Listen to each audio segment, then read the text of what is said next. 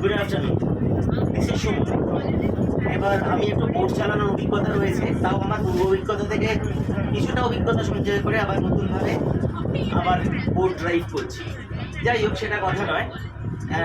আমি অনেক কিছু ড্রাইভ করতে পারি, যার ভেতরে বোটও একটা তার ভেতরে অন্যতম।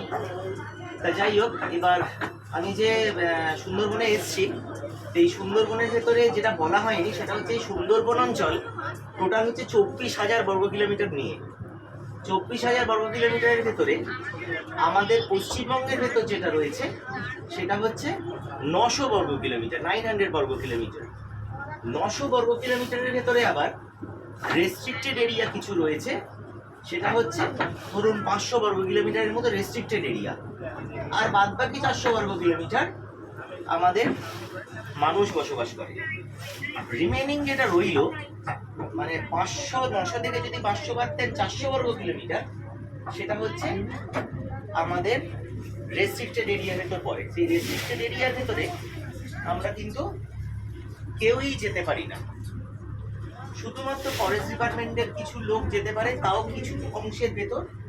আর বাদ বাকিটা সরকার থেকে আপনাদের ইনফরমেশন দিয়ে দিচ্ছি, বলে দেওয়া হয়েছে যে ওখানে কেউই যেতে পারবে না। ওখানে শুধুমাত্র জন্তু জানোয়ার নিজেদের প্রজননের জন্য, নিজেদের যাতে মানে নিজেদের মতো করে থাকতে পারে কোনো ডিস্টারবেন্স ছাড়া, তাই জন্য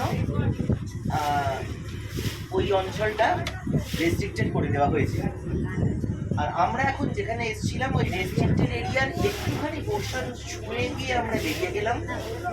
আমি এখন যাচ্ছি 2 আওয়ার্স আওয়ার হোটেল। এই 5 পয়েন্ট 5টা নদীর সঙ্গমস্থল দিয়ে আমি ড্রাইভ করছি, আর our destination is towards our resort. Thank you very much. সবাই ভালো থাকবেন, এখানে আসবেন, এক্সপ্লোর করবেন সুন্দরবনকে, ওয়েস্ট বেঙ্গল ট্যুরিজমকে এক্সপ্লোর করবেন। Thanks a lot.